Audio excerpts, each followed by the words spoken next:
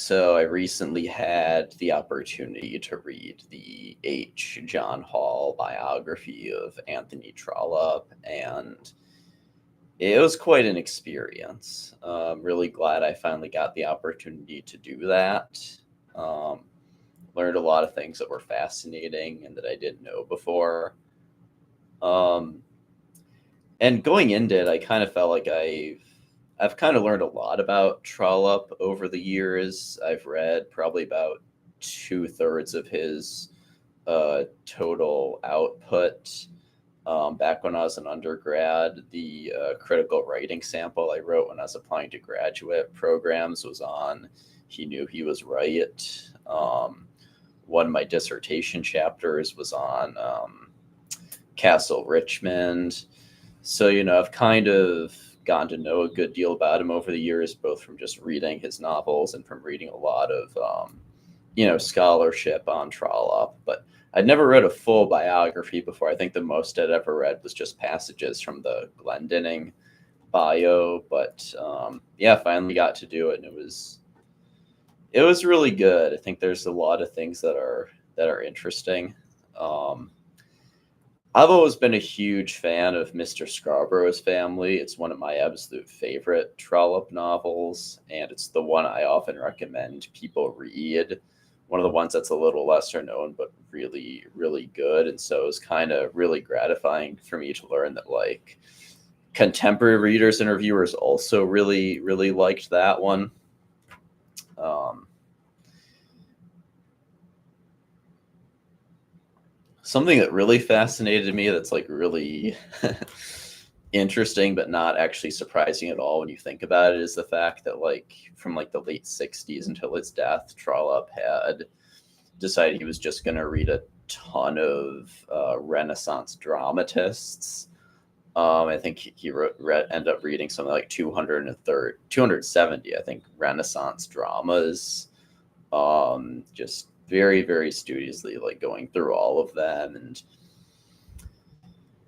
interesting enough, he didn't actually like most of them.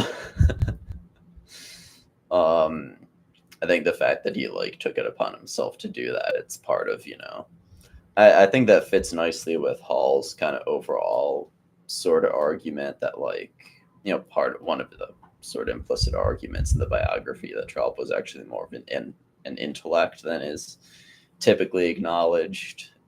Um,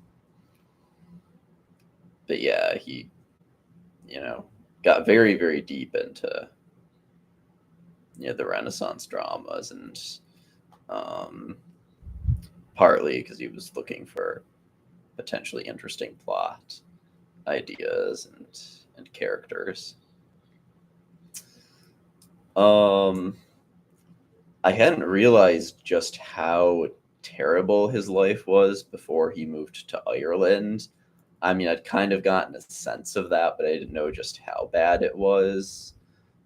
Even his early years working for, like, the postal office, his heart wasn't in it at all. He was like a terrible post office employee until he went to Ireland, and that, you know, I'd kind of known for a long time Ireland meant a lot to Anthony Trollope in terms of, like, his revival and, like, the moment that he turned his life around.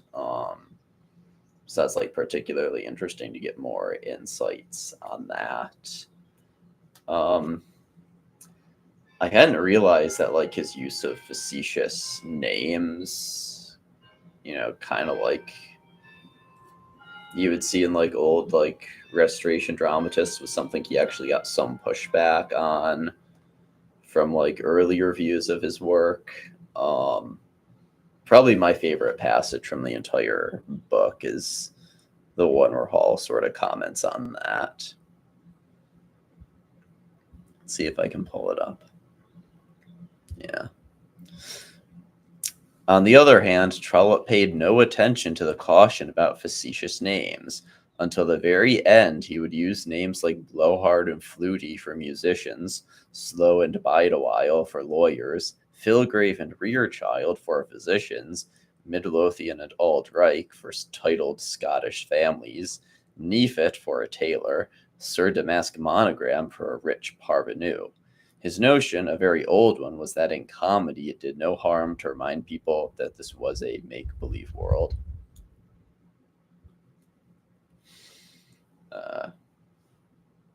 It doesn't matter how many, of his novels, Slow and Bide a While appear in it always cracks me up whenever they make their appearance. Uh, so yeah, the Hall biography is definitely a really, really good experience.